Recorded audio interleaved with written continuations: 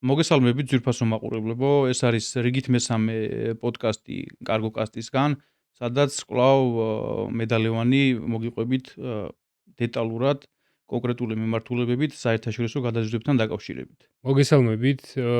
დღეს ჩვენი მთავარი თემა იქნება კონკრეტული მიმართულება. როგორც წინა პოდკასტში დავაანონსეთ, გვინდა ვისაუბროთ ცალ-ცალკე იმ მიმართულებებზე, რომელიც გამოიყენება ლოგისტიკური ჯაჭვის დაგეგმარების პროცესში. დღევანდელი ჩვენი მთავარი თემა იქნება სრული მანქანის ტრანსპორტირება სოფლიოს ნებისმიერი წერტილიდან საქართველომდე ან საქართველოდან სოფლიოს ნებისმიერ წერტილში, სადაც ეს შესაძლებელია. რა თქმა უნდა, სრული მანქანების სახმელეთო გადაზიდვების პრაქტიკა საერთაშორისო გადაზიდვების პროცესში და ამ ჯაჭვის დაგეგმვისა ძალიან დიდ როლს თამაშობს, შეიძლება ესეთი თქვას, საქართველოს პირობებში განსაკუთრებით უდიდეს როლს თამაშობს, იქიდან გამომდინარე, რომ ჩვენი ტერიტორიული და გეოგრაფიული მდებარეობა გვაძლევს იმის საშუალებას, რომ ჩვენი ზოგადად საერთო მთლიანი შიდა პროდუქტი ამ საერთაშორისო გადაზიდვების მეტწილად იყოს დაკავებული სახმელეთო სრული მანქანების გადაზიდვებით. რა თქმა უნდა და ჩვენ გვინდა რომ კონკრეტულად უფრო ვრცლად ვისაუბროთ თუ რა საჭიროებები დგება სრული მანქანის ტრანსპორტირებისას. რა გვჭირდება როგორც დოკუმენტაციის მხრივ, ასევე ტექნიკურად რის საფუძველზეც უკვე განხორციელდება კონკრეტული გადაზიდვა, ისე როგორც ჩვენ დავგეგმოთ თავიდანვე.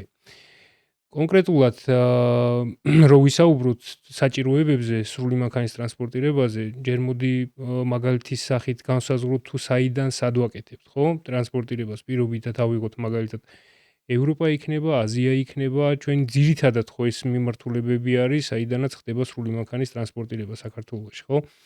ну აზიიდან რამოდენიმე ქვეყანა არის ძირითადად რომელშიც საიდანაც ინტენსიურად არის ეს გადაზიდვები ჩინეთი, ყაზახეთი, უზბეკეთი, ყირგიზეთი, ტაჯიკეთი, ну რა თქმა უნდა ირანიდანაც ხორციელდება, მაგრამ ირანთან ჩვენ შეხება თითქმის არ გვაქვს, თითქმის კი არა ფაქტიურად არ გვაქვს და შეგვიძლია ვისაუბროთ რო დავიწყოთ ჯერ აზიის მხარიდან რა როგორანაირად კეთდება და მერე უკვე გადავიდეთ ევროპაზე, დავასრულოთ ევროპის ქვეყნებიდან რა გვჭირდება, როგორ გვჭირდება და რა არის ის, რაც თავიდანვე უნდა გავთვალოთ და რა არის ის, რაც უნდა ვიცოდეთ სწორად გაკეთებული ტრანსპორტირების პროცესში.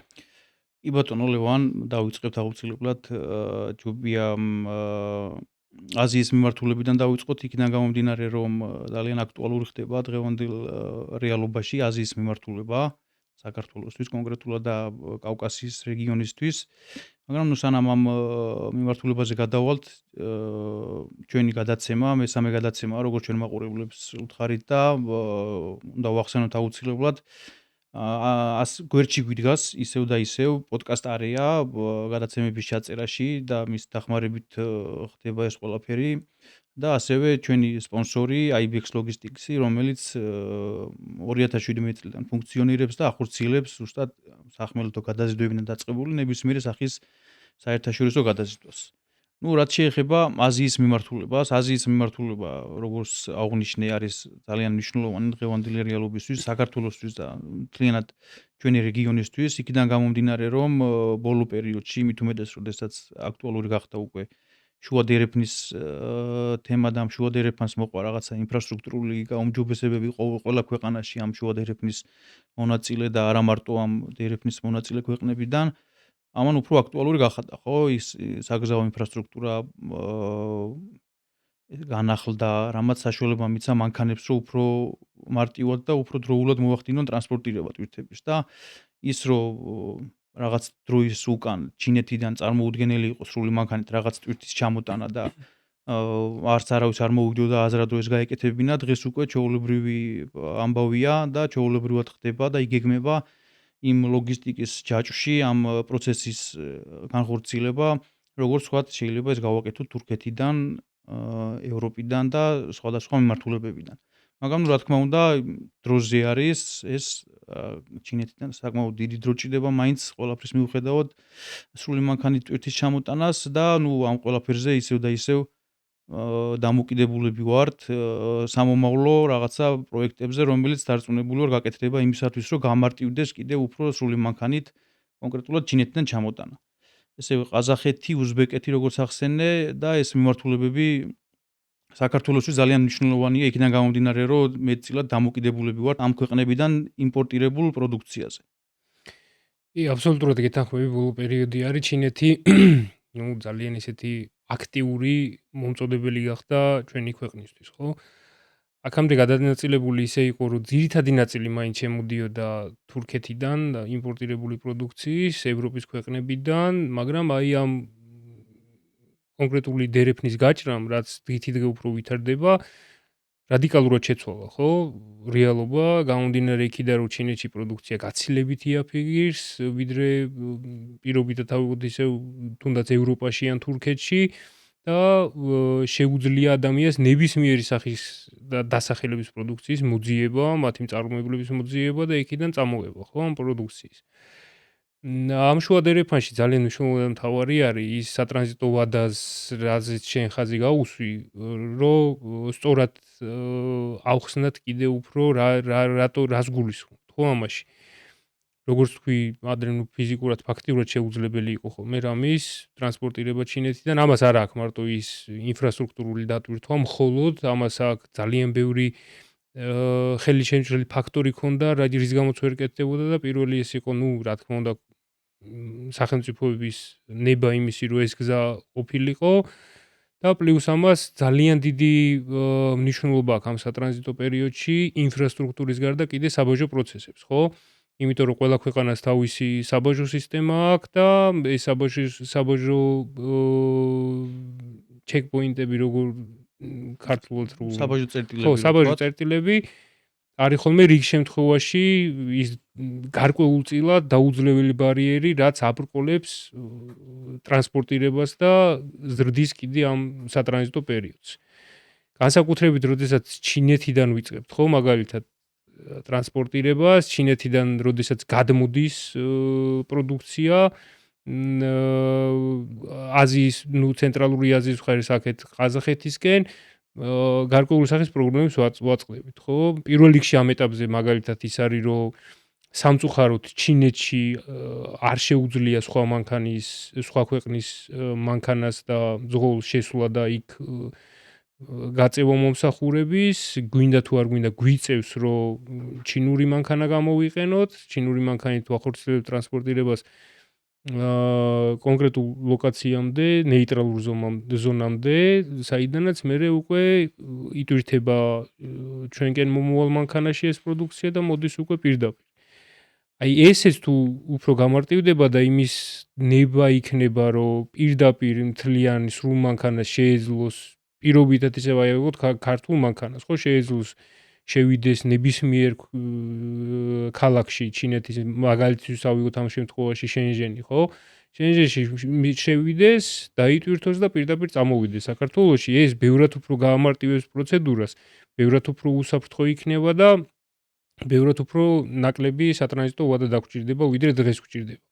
ალბათ იმეც ვიტოვებ, რომ ამ ეტაპამდე და ამ წერტილამდეც მივალთ, მაგრამ დღევანდელ რეალობაში რაც გვაქვს სიტუაცია არ არის მარტივი.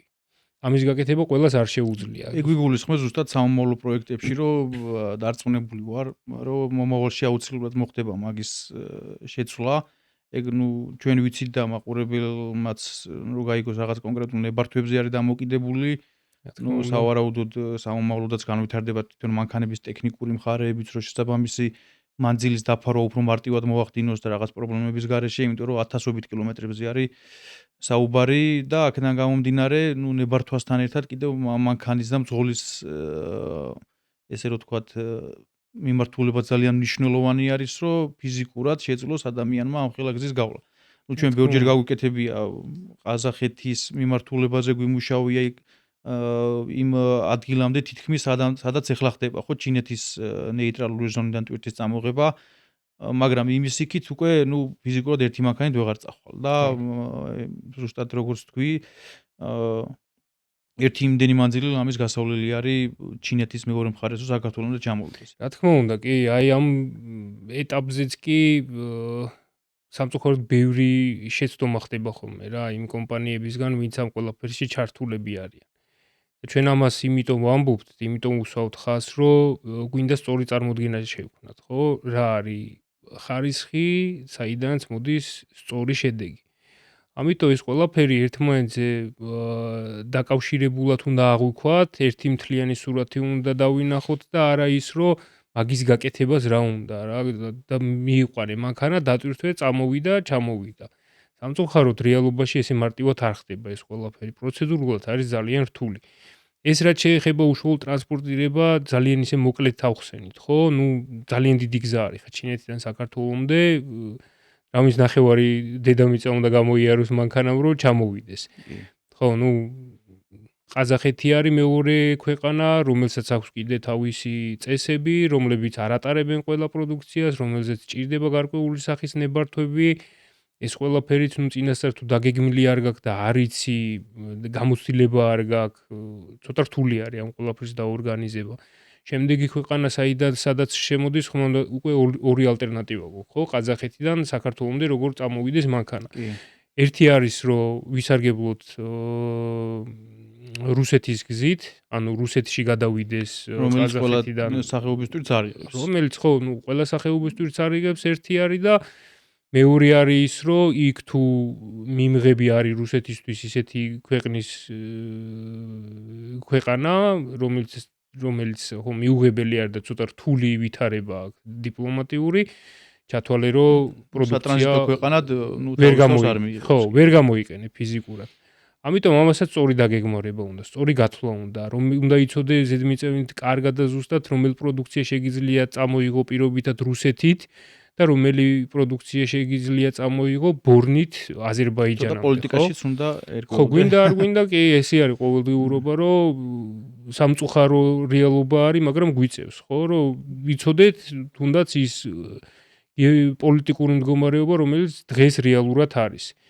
ეს ტრანსპორტირების ორი გზა, იმიტომ დავახსენეთ, რომ რუსეთიდან მანქანის წამოყვანა შედარებით უფრო ნაკლები ჯდება, ვიდრე ბორნით გადმოსვლა აზერბაიჯანამდე, ხო? იმიტომ რომ ბორანს დამატებითი ხარჯები აქვს, დროც ხო, ფაქტიურად სურიგები არის ბორანზე, ზამთარში მით უმეტეს, როდესაც ახლა ყაზახეთის კლიმატი ყველასთვის ცნობილია, ხო? იქ რო დაიწყება ახლა ნოემბრიდან ყინვები და თითოეულობა, გაზაფხულამდე აი ძალიან ცუდი მდგომარეობა არის ხოლმე. ეს ერთგვარ კიდე დამატებით რისკს ქმნის იმისას, რომ ყველაფერი ისე არ წავიდეს სიტყვაზე, როგორც დაგეგმე, ხო? მაგრამ ოპტიმალური ვარიანტი მაინც ნებისმიერ შემთხვევაში არის, ალბათ მე ესე ვფიქრობ, ბორნით ტრანსპორტირება. რა თქმა უნდა, შედარებით ოდნავ ძვირი ჯდება ბიუჯეტით, მაგრამ იცი რომ უსაფრთხოდ ხო თავისთავად. ხო, აუცილებლად 100% დარწმუნებული ხარ, რომ ჩამოვა უპრობლემოდ და რაიმე სახის დამატებითი გადასახადების გადახდა არ მოგიწევს, კი, რუსეთში ყველამ კარგად ვიცით, ხო, როგორ არის მანქანას გააჩერებენ და უნდა იცოდე იქ ხა გაიე არის, ხო, ისევ და გაიშნიკი რომელი გაიშნიკი რამდენს გთხოვს, ეს ზეპირად უნდა იცოდე, სახეზეც ეთყობათ, ხო? გამოცდილ მომძღოლება ეგეც იციან, პრინციპში წინასწარ განსაზღვრული აქვს ხოლმე ხარჯებში, ეს ყველაფერი კი შედის ხოლმე ხარჯებში, როგორც წესი. ამიტომ ერთი შეხედვით როგორც მარტივად ჩანს, ისე მარტივად არ ხდება ეს ყველაფერი, ხო? ამას დამატებული თუ ის დოკუმენტაცია ზედმიწევნით სწორად და კარგად არ გაკეთებული, რომელიც ამ სატრანზიტო ქვეყნებში გჭირდება, შეიძლება ამანაც ძალიან დიდი ხარჯი გამოიწვიოს. ამ დოკუმენტების სწორად კეთება არის კიდე ერთი დამატებითი სფერო, რომელიც გინდა არ გინდა უნდა იცოდე. ან უნდა ერკვეოდე რამდენი ქვეყნის საბაჟო სისტემაში, ხო? ჩინეთი, ყაზახეთი, რუსეთი, აზერბაიჯანი და მიმღები საქართველო. ხო, ან 5 ქვეყნის საბაჟო სისტემა და კანონმდებლობა უნდა იცოდე ზედმიწევნით კარგად. რომ რაიმე ისეთი დეტალი არ გაგეპაროს, რომელმაც შეიძლება მერე ძალიან დიდი ნეგატიური შედეგები მოიტანოს.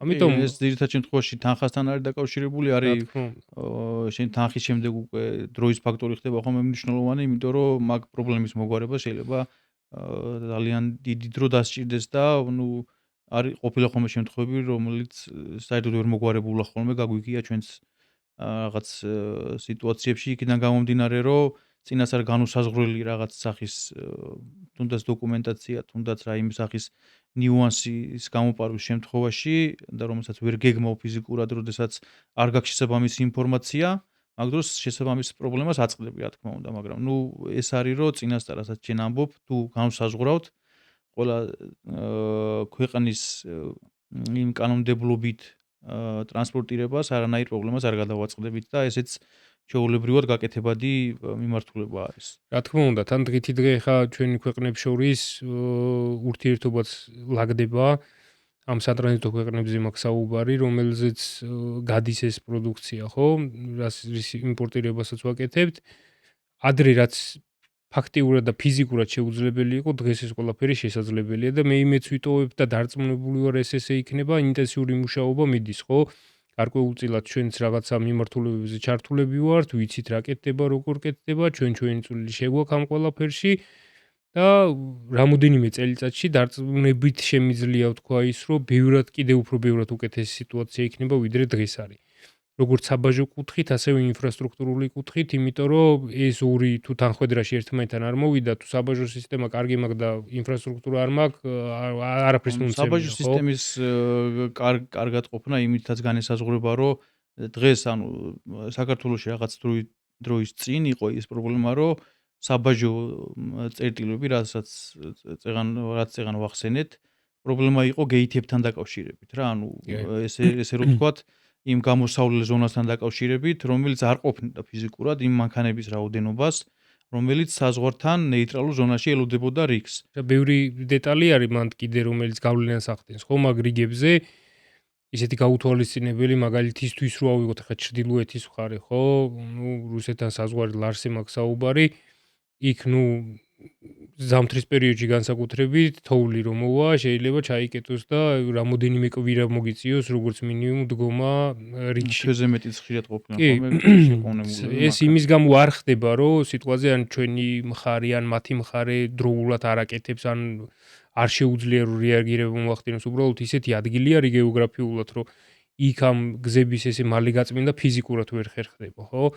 ამიტომ ბუნებრივი პირობებიც ხშირ შემთხვევაში დიდ როლს თამაშობს ხოლმე ამ ყველაფერში. ამით იმის თქმა მინდა, რომ წინასწარ ამის გათვლა შესაძლებელია, ხო? როდესაც სრული მანქანით აკეთებ კონკრეტული პროდუქციის ტრანსპორტირებას, ამ შემთხვევაში რუსეთი რო ავიღოთ, ხო? მაგალითისთვის მოგაქვს პროდუქცია რუსეთიდან, ან ბელორუსიიდან.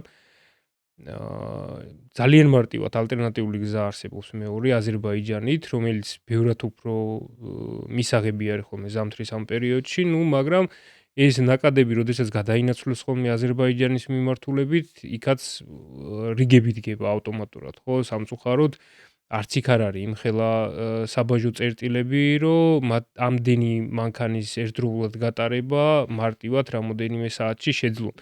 გამომდინარე იქიდანაც, რომ ჩვენ ქვეყანაში პირდაპირ ვთქვათ რა, აი ამ ქვეყნებთან ჩამოთვლილი ქვეყნებიდან ჩვენ ქვეყანაში ყველაზე მარტივად შეიძლება საბაჟო პროცესის გავლა, ხო?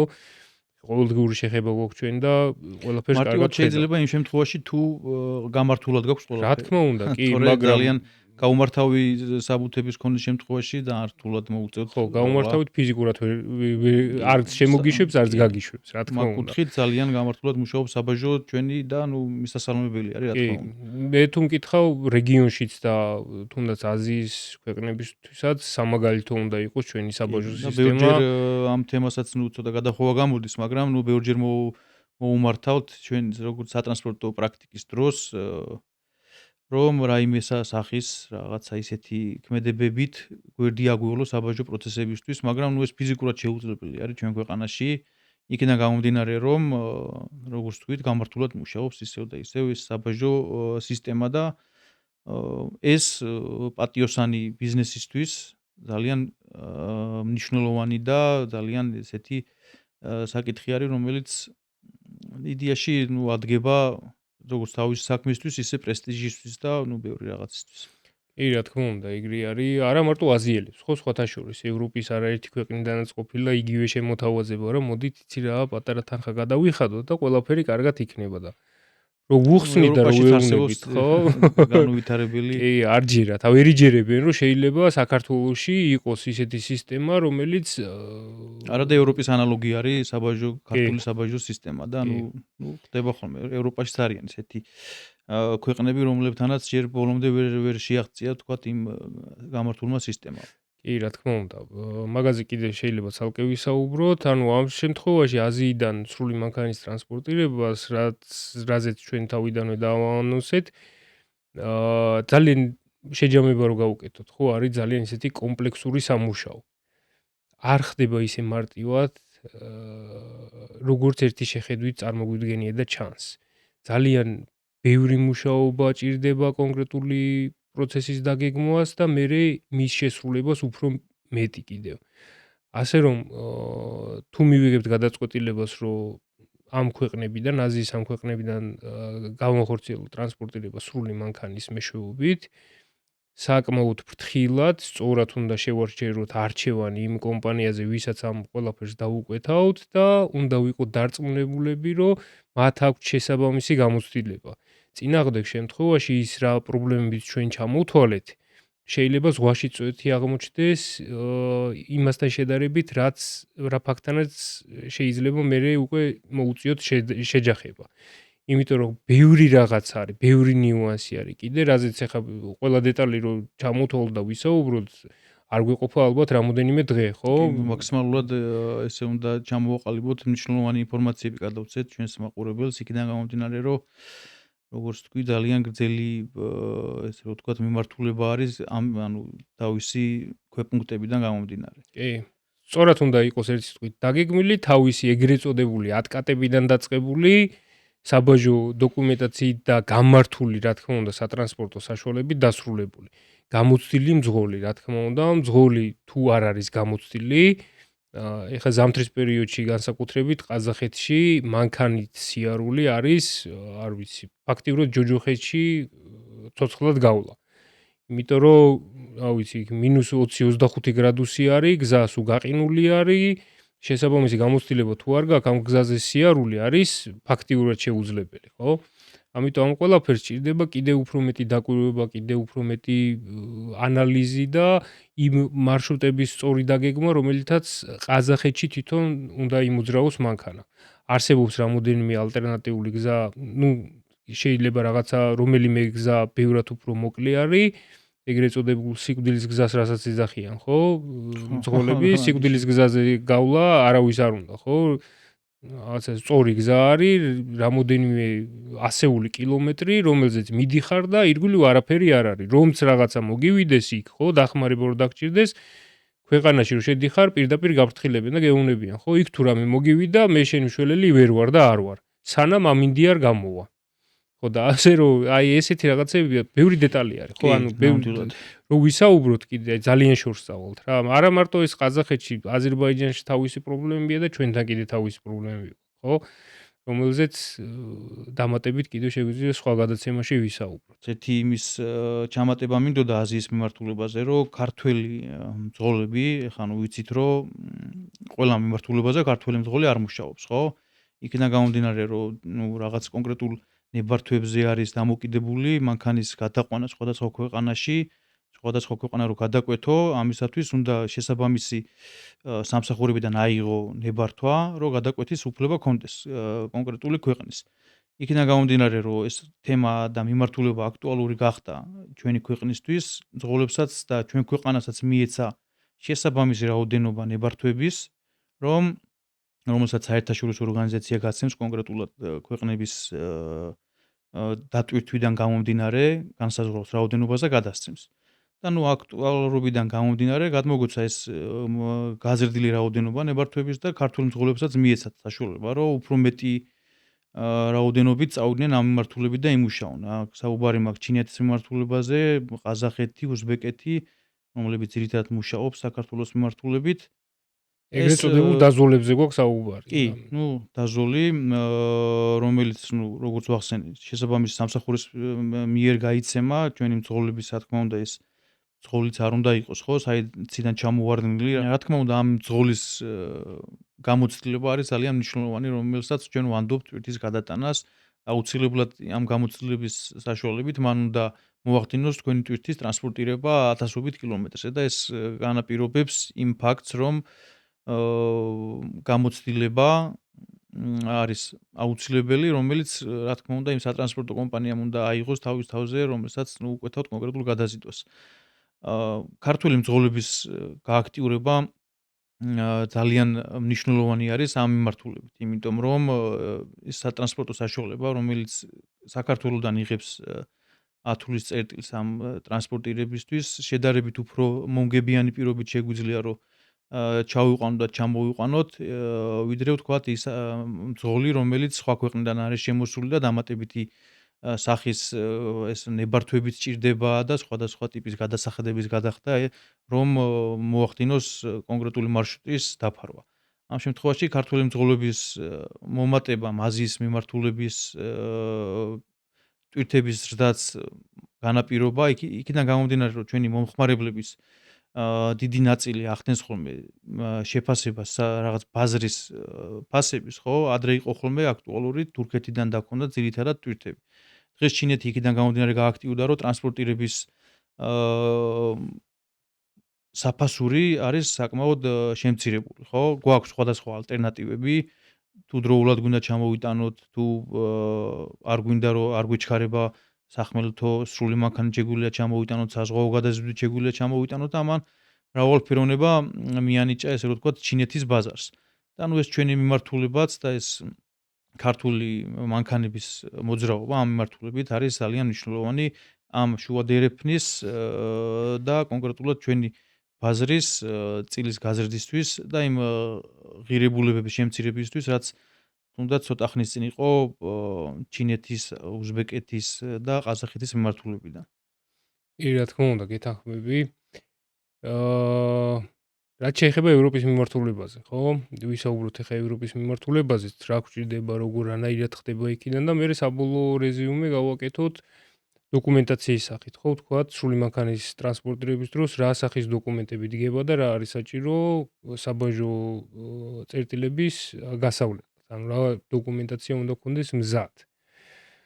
რაც შეეხება ევროპის მიმართულებას, ხა ბევრჯერ ვახსენეთ ჩვენს, ხო, თურქეთი ერთ-ერთი დიდი ჩვენთვის იმპორტიორი ქვეყანა არის, საიდანაც ვახდენთ დღესაც ძალიან ბაზრის დიდი წილი მაინც თურქეთს უკავია, ხო? უმეტესი ქართული მანქანები თურქეთის მიმართულებაზე მუშაობენ. კი, თურქეთი არის ერთ-ერთი ლიდერი ქვეყანა, საიდანაც ძალიან დიდი რაოდენობით შემოდის პროდუქცია. თურქეთიც, ნუ პოლიტიკურადაც და გეოგრაფიულადაც, ნუ ევროპაში გადის, ხო, ევროპას ეკუთვნის. ამ შემთხვევაში თურქეთიდან ტრანსპორტირება კონკრეტული პროდუქციის ბევრად უფრო მარტივი და ბევრად უფრო ნაკლები დანახარჯებით და ნაკლები სატრანზიტო ვადით არის. ბევრი რამე არის, ხო, ამას რაც განაპირობებს, თუნდაც ის, რომ ჩვენი მეზობელი ქვეყანაა, თუნდაც ის, რომ იგივე კიდე გამომეორდები საბაჟო სისტემა ბევრად დახვეწილი და მორგებული აქვს იმაზე, რომ თვითონ თურქეთი როგორც სატრანზიტო ქვეყანა, ასევე სწორად და კარგად გამოიყენოს სხვა ნებისმიერმა სახელმწიფო, რომელიც მის ტერიტორიაზე გადაწყვეტს ტვირთის ტრანსპორტირებას. თუმცა აქაც არის გარკვეული სახის გამონაკლისები, ხო? გამომდინარე იქიდან, რომ თურქეთი ერთ-ერთი დიდი მწარმოებელი ქვეყანა არის, არა მარტო რეგიონში, ევრაზიის კონტინენტზეც, ესეც შეიძლება ითქვას, მასაც აქვს გარკვეული სახის შეზღუდვები, გარკვეული პროდუქციებზე, ხო, რომელსაც უბრალოდ არ ატარებს და თუ გაატარა, ამ პროდუქციის გატარებაზე შეიძლება ძალიან დიდი ჯარიმები გადაგახდევინოს, ან საერთოდ გითხრას, რომ მე ამას არ გავატარებ, ან წაიღე უკან, ან გაანადგურე ადგილზე. ესეთი პროდუქცია არის ბევრი, ხო? ნუ აღარ ჩამოთვალოთ ახლა აქციზური ტვირთები რაც არის მთლიანად, ხო, ნუ მედიკამენტებზე გვქონია პრობლემას და ნუ თამბაქო, საკვებ დანამატებზეც ამ ბოლო დროს ძალიან დიდი პრობლემა არის და ასე შემდეგ და ასე შემდეგ. ხო, ახლა რო არ ჩავყვეთ, ჩამონათვალში საკმაოდ ბევრი სახის პროდუქცია არის. ამიტომ ევროპიდან ტრანსპორტირება როგორც აზიიდან ხო თქვით, რომ ჩვენ გვაქვს ორი ვარიანტი, რომ ერთი არის რუსეთი, მეორე არის ბორანით აზერბაიჯანში, ყაზახეთიდან შემოვიდეს მანქანა. აქაც იდენტური მდგომარეობა გვაქვს, საბედნიეროდ გვაქვს ისეთი გეოგრაფიული მდგომარეობა, რომ გვაძლევს იმის საშუალებას, რომ ევროპიდან მანქანა პირდაპირ ფოთში ან ბათუმში შემოვიდეს. ეს არის მარტივად ხო რუმინეთიდან ან ბულგარეთიდან არის შესაბამისი საბორნე მიმოსვლა, რომელზეც ძალიან მარტივად ხო დადგება მანქანა და დღე-ნახევარი მაქსიმუმ 2 დღეში უკვე აზერბაიჯანის ბორანისგან განსხვავებით ბევრად უფრო დახვეწილი არის კი და უკვე ძალიან არ ვაწყდებით ესე რომ ვთქვათ და რაღაც კონკრეტული გამართული სისტემა აქვს რითაც ბრძოლებით მარტივად მუშაობენ და ესე რომ ვთქვათ კომპანიებიც რომლებიც ამ ხო აქაც არის ხოლმე რაღაცა ტექნიკური ხასიათის პრობლემები ხო ზოგჯერ შეიძლება ბორანი იყოს რემონტზე გასული ასე შემდეგ რა ალტერნატივა ყოველთვის არის ხო ამ შემთხვევაში ორი ქვეყანა გვაქვს ალტერნატივად არჩევით ეგეც ძალიან დიდი პლუსი არის და ყოველთვის არის იმის შესაძლებლობა რომ ეს მიმოსვლა არ შეწყდეს და იყოს მუდმივ პროცესში ამ ბორანზეც არის ბორანსაც აქვს თავისი პლუსები, ხო? ამ ბორანზე არ არის მხოლოდ განსაზღვრული ის, რომ გინდა თუ არა, აი მოდი ან მანქანა, ან სუბუქი, ან სატვირთო არა, შეიძლება ნებისმიერ სახით გამოიყენო, ხო? თუნდაც კონტეინერი დადოზე და ასე შემდეგ. მრავალფუნქციური არის. ვინც არის ის სამგზავროდაც შეიძლება გამოყენება. კი, სამგზავროდაც და სხვათა შორის ძალიან ისეთი მისაღები ფასად შეგიძლია ფოთიდან ან ბათუმიდან ბულგარეთში ან რუმინეთში ჩასვლა. კი ბატონო. ზღვა თუ გიყვარს განსაკუთრებით. ასე რომ სრული მანქანის ტრანსპორტირება ევროპიდანაც პარალელურად რო გავაკეთოთ თითქმის იდენტური არის. ევროპაშიც თავისი შეზღუდვები არის სრულ მანქანებთან დაკავშირებით და ეს შეზღუდვები კიდევ უფრო რთული არის ხოლმე კონკრეტული ქვეყნებისთვის. აქაც თუ ზედმიწევნით კარგად არის ამ ევროპის ქვეყნების საბაჟო სისტემა, აქაც შეიძლება ძალიან დიდი პრობლემებს წააწყდე, ხო? ძალიან ისეთი მარტივი მაგალითი რო ვთქვათ, საბერძნეთში არსებობს და არის თავიანთი რეგულაცია, რომლის მიხედვითაც ევრო 6-ზე ნაკლები მანქანა იქ ვერ გაივლის, ხო? თან ცენტის გარეშე გამორიცხული ამბავი არის, არ გიშვებს უბრალოდ საბერძნეთი. ისევე არის როგორც ახლა მარტივი მაგალითი რო ავიღოთ, ხორვატია თუ მანქანაში გიდევს ან თამბაქო ან ალკოჰოლური სასმელი არ გაგატარებს. და ყველა ქვეყნებს თავთავიანთი შეზღუდვები აქვს, ხო? შეიძლება შეცდომაში შევიდეს მაყურებელი და ეგეც რო განსაზღვროთ, ხო? ახლა კი აქვს ევროპას ერთიანი საბაჟო სისტემა და ერთი სქემა მუშაობს, მაგრამ კონკრეტულ ქვეყნებს მაინც აქვს რაღაც კონკრეტული სახის აკრძალვები და ეგ აკრძალვებს ცოტა შეიძლება უხეში სახელი გამოვიდეს ამისთვის, მაგრამ შეზღუდვები. ხო, თუ თითქმის შეუძლებელს ხდიან, რომ მაგ მიმართულებით კონკრეტული ქვეყანაში, ახლა ხორვატია რახან აიღე მაგალითად, ხორვატიაზე ვთქვათ, რომ შეგვეძლოს რაიმე სახის ან აქციზური ტვირთები ვთქვათ, ხო, თამბაქოსი ან ალკოჰოლის გამოტანა ხორვატიის გავლით. თორე ეგ იმას არ ნიშნავს, რომ სერბეთსაც ძალიან დიდი პრობლემა. ან ეს მარშრუტი მე ამით იმის თქმა მინდა რომ ეს მარშრუტი სწორად თუ არ დაგეგმე ეხლა ყველამ კარგად იცის ხო რომ ევროპაში ძირითადი დიდი სადისტრიბუციო და წარმოებელი კომპანიები არის ხოლმე ძირითად შემთხვევაში ბელგიაში, ნიდერლანდებში და საფრანგეთი, ესპანეთი, გერმანია ეს უფრო დასავლეთ ევროპა არის ხო დასავლეთ ევროპიდან ფაქტიურად როცა პროდუქციის ტრანსპორტირებას იწყებ, მთლიანი ევროპის გავლა გიწევს. თითქმის ყველა ქვეყნის, ხო? ამიტომ გინდა არ გინდა, სწორად თუ არ დაგეგმე ეს ყველაფერი პროდუქციიდან, მოთხოვნიდან გამომდინარე, აქაც ძალიან დიდი პრობლემები შეიძლება წააწყდე. უბრალოდ მოუგვარებელი, რა თქმა უნდა, არსად არაფერი არ არის, მაგრამ ეს ყველაფერი დამატებით ხარჯებთან დაკავშირებული, ხო? რომელი ხარჯების თავიდან არიდება, რა თქმა უნდა, თავშივე თუ შეგიძლია, თუ გაითვალისწინებ იმ შეზღუდვებს, რომელი შეზღუდვებიც კონკრეტულ ქვეყანას კონკრეტულ პროდუქციებზე აქვს. სრული მანქანის არჩევანზე იმიტომ დგება მომხმარებელი, რომ არ უნდა თქვა საზღვაო გადაზიდვით თვენახევარი ელოდოს ტვირთს, ხო? თუ ის დისკომფორტი შევუქმნით ჩვენ რომ ეს სრული მანქანით ხმელეთით წამოვიღეთ ტვირთი და რომლის ჩამოტანასაც ის გეგმავს დაახლოებით 10 დღეში და ეს ერთი თვე მაინც ვალოდინეთ, ეგ არანაირი კომფორტის შექმნას არ რა ნიშნავს, თქმა რაც უნდა. მაგ ცოდნის გარეშე შეუძლებელია რომ გააკეთო. ამიტომ აქაც ევროპაშიც არის ძალიან ბევრი დეტალი, რაც ზედმიწევნით კარგად უნდა იცოდე რა. როგორც სატრანსპორტო კომპანიის წარმომადგენელმა, რომელიც ამ ყველაფერს გეგმავს. მაგრამ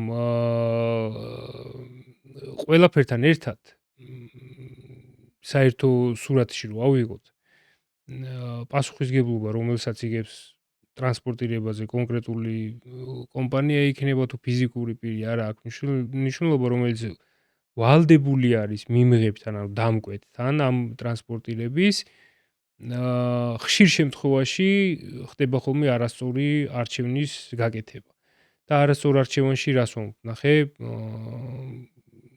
ეს არჩევანი როცა დგება კონკრეტულ ქვეყნის სატრანსპორტო კომპანიებზე. მაგალითისთვის ავიგებ, ახლა უფრო ნათელი რო გავხადო რას ვლაპარაკობ, როდესაც მე ქართული კომპანია, ქართული შეპესე, რომელიც ვახორციელებ იმპორტს კონკრეტული პროდუქციის, საიდანაც ვიგებ შესაბამის მოგებას. და ამ პროდუქციის ტრანსპორტირებას ვუკვეთავ ნებისმიერი სხვა ქვეყნის სატრანსპორტო კომპანიის. არ აქვს მნიშვნელობა, რომელი ქვეყანა იქნება, ხო?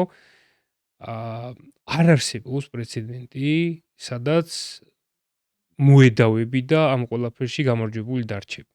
იმიტომ რომ ფიზიკურად ვერა გაქვს შენ ის წერტილი, სადაოს წერტილი, სადაც შეიძლება ედაო.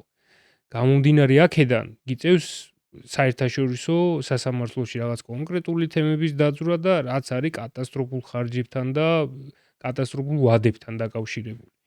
ამიტომ ყოველთვის ყველას ურჩევთ ხოლმე ჩვენ, ხო, რომ დაიჭირეთ საქმიანი ურთიერთობა ქართულ სატრანსპორტო კომპანიებთან, რომლებიც რეგისტრირებულიან საქართველოში. იმიტომ რომ ერთმა დაგიფაროთ და რაღაცა მოხდეს, ძალიან მარტივად შეგიძლია ამ ყველაფერში დამნაშავე პირის იდენტიფიცირება და მისთვის შესაბამისი ანაზღაურების მოთხოვნა. რაც რეალურად ფაქტიურად შეუძლებელი ხდება ხოლმე იმ შემთხვევაში, თუ იყენებ სხვა ქვეყნის ნებისმიერი სხვა ქვეყნის სატრანსპორტო კომპანიას ან ნებისმიერი სხვა ქვეყნის სხვა ქვეყანაში რეგისტრირებულ ავტოსატრანსპორტო საშუალებას. ამ შემთხვევაში ხდება ხოლმე ძალიან დიდი აცდენა რეალობასა და იმ შემთხვევას შორის, რომელიც საბოლოო ჯამში ნეგატიურად მთავრდება ხოლმე. სატრანსპორტო კომპანიების კვალიფიკაცია ეხლა დღესდღეობით, ხო, ქართულ ბაზარზე კიდე დაბალი ნამდვილად არ არის. შემიძლია ვთქვა, რომ ეხლა რაც შეხებაც გვაქვს ხოლმე, ნუ შეიძლება კი რაღაც high level-ზე არ ვიყოთ და ვერ უწევდეთ რაღაც იმ ტოპ კომპანიებს კონკურენციას, მაგრამ არანაკლებები ვართ რა ქართული კომპანიები. მე არ მაქვს საუბარი მხოლოდ 1, 2 და 3-ზე. რამოდენიმე ძალიან ისეთი შევადარებთ მაგაზე არის დამოკიდებული. ხო, ნუ რა თქმა უნდა მიმართულებებით შედარებაც ეგეც კონკრეტული საკითხი არის, რაზეც შეგვიძლია რომ ვიდაოთ. ცოდნით შედარება, ცოდნით ვერ ვიტყვით, რომ ქართული კომპანიები ნაკლებად რა თქმა უნდა ცნობიერებულები არიან საერთაშორისო გადაზიდვებში და მის წესებში და კანონებში. ხშირად ეხა პრაქტიკაში ჩვენც არაერთხელ ქონია, ხო? ჩვენ შეგვითავაზებია და დაგვიგეგმია ისეთი გადაზიდვა, რომელზეც თვითონ წარმოდგენაც კი არ ქონიათ და რო გვითხოვს, რომ აი ეს შეიძლება ესე გაკეთდეს და მოდი გავაკეთოთ. ნუ გაუცემა ყოფილა მეორე მხარეს, ხო, რომ ეს როგორ რანაირად ჩვენ რატო ვერ მოვიფიქრეთ ამდენი ხნის განმავლობაში. ამიტომ ბევრი რაღაცა არის, რასაც რა თქმა უნდა ეხა ჩვენც იმათგან ძალიან ბევრ რამეს ვსწავლობთ, ყოველდღიურად უზიარებთ ხოლმე, ხო, ერთმანეთს ჩვენ შეხედულებებს, ჩვენ ხედვებს, ჩვენს პარტნიორებს სხვადასხვა ქვეყნებში. მაგრამ მე ისევ რჩევის სახით მინდა ვთქვა ქართულ იმპორტიორ ან ექსპორტიორ კომპანიებთან, რომ მაინც ჯობია ნებისმიერ შემთხვევაში რომ საქმე დაიჭიროთ ქართულ კომპანიებთან და არა უცხოურ კომპანიებთან, რომელიც საბოლოო ჯამში საქმეზე რომ იდგება, არც ზარალს არ აგინაზღაურებენ და არც დიდად თანაგრძნობას არ გაგიწევენ იმის გამო, რომ მათი ბრალეულობით რაიმე ცუდი შემთხვევა დადგა. ანუ ამ პრევენცია ხო ნუ პირველ რიგში რა თქმა უნდა ეგ უნდა იყოს, რომ ქართული კომპანია, რომელსაც ელემენტარული ქართულად დაელაპარაკები, რომ რაღაც სახის პრობლემის შესახებ ინფორმაცია მოგაწოდოს პირველ ხო, ნუ რიგში. დალაპარაკება თუ დალაპარაკება არ გაჭირდა სამართლებრივი გზითაც უფრო მარტივი არის. ხო, ედაო შენ ქვეყანაში, შენ ტოლს და სწორს. და შესაბამისად ვიღაცა თურქს ვერ ედავები, ხო, საქართველოში გამორიცხული ამბავი არის. ნუ იქიდან გამომდინარე, რომ ჯერ თურქებმა თურქულის გარდა სხვა ენაზე საუბარი არ იციან, აქედან გამომდინარე ვერ შევედავებით. ეგ ძალიან დიდი პრობლემა არის, მიუხედავად იმისა, რომ თურქეთზე ძალიან დიდწილად დამოკიდებული ვართ იმპორტის მიმართულებით. ძალიან რთული არის მათთან ზოგადად მაგ სახის კომუნიკაციაში შესვლა. კი. ვერბალურ კომუნიკაციაში შესვლა. და ნუ ეს რა თქმა უნდა ძალიან დიდი და მნიშვნელოვანი პრობლემა არ არის, მაგრამ ნუ რაღაც შემთხვევებში იჩენს ხოლმე თავს. ეს თურქეთის მიმართულება ძალიან მნიშვნელოვანი არის, კიდევ ერთხელ რომ აღვნიშნოთ ევროპის მიმართულებასთან ერთად, იქიდან გამომდინარე, რომ თურქეთის დამაკავშირებელი გზა არის ერთ-ერთი ევროპასთან. როდესაც ევროპის და ევროპული წარმოშობის ტვირთებზე გვაქვს საუბარი, ეს დოკუმენტაციებს ავხსნით დეტალურად, რა თქმა უნდა, მაგრამ უნდა ვახსენოთ ისიც, რომ ბევრად უფრო ხარისხიანად ხდება ყველაფრის გაკეთება, ხო? და ორგანიზება და შესრულება ევროპის მიმართულებიდან ბევრად უფრო მეტი დროის დაცვით, იქიდან გამომდინარე, რომ გეოგრაფიული იგივე სახის პრობლემები, რასაც აზიიდან ვაწყდებით, არ გვაქვს და სატრანზიტო პერიოდებიც მეტწილად დაცული არის ხოლმე ევროპის მიმართულებიდან, თუნდაც იმ თვალსაზრისით, რომ გვაქვს რამდენიმე ალტერნატივა ტრანსპორტირებისთვის, გარდა იმისა, რომ შეგვიძლია წამოვიღოთ ევროპის ქვეყნების გავლით ტვირთი სრული მანქანით, მაგალითად მოგვაქვს იტალიიდან ტვირთი, ხო, რომელიც ასევე ერთ-ერთი მსხვილი მოწოდებელი ქვეყანა არის ჩვენთვის. იტალიიდან ტრანსპორტირების შემთხვევაში გვაქვს ევროპის ქვეყნების გავლით ბულგარეთით ტრანსპორტირება ან რუმინეთით ტრანსპორტირება. ეს უკვე იმ წვრილმან დეტალებზე არის დამოკიდებული, რომელი გზა უფრო ბიუჯეტური შეიძლება იყოს, იქიდან გამომდინარე, რომ რუმინეთი უფრო ჩრდილო-აღმოსავლეთი მხარე არის ევროპის, ის შემთხვევაში წამგებიანი არის ხოლმე დასავლეთ ევროპიდან ტვირთის წამოღება საქართველოში. გარდა ამისა, ბულგარეთის და თურქეთის გარდა კიდევ გვაქვს იტალიის საბორნე სისტემაც ასევე, რომელიც ასევე გამართულად მუშაობს, მაგრამ საბოლოო ჯამში ისევ თურქეთს უკავშირდება და თურქეთიდან სახმელეთო გზით შემდეგ საქართველომდე ჩამოდის თურქეთის ბორნიდან გადმოტვირთვის შემდეგ. ასე რომ ეს მიმართულება, ევროპის მიმართულება ჩვენი ქვეყნისთვის არის ძალიან სტაბილური, ესე რომ ვთქვათ, დროის თვალსაზრისით და ხარისხის თვალსაზრისით. იქიდან გამომდინარე, რომ თუნდაც აზია და ჩინეთი საქართველოსთვის გახდა ძალიან მნიშვნელოვანი მიმართულება, ისიც მოწმობს, რომ ქართველები, ძირითადად ის იმპორტიორი კომპანიის წარმომადგენლები ფიზიკურად ახერხებენ ჩასვლას ჩინეთში და იქ პროდუქციის შერჩევას, რაც ადრე მხოლოდ თურქეთთან და ევროპასთან მიმართებაში ხდებოდა ხოლმე, ხო? ჩინეთის თუნდაც ამ უვიზო მიმოსვლის ფაქტმა ძალიან ხელი შეუწყო ამ ყველაფერს.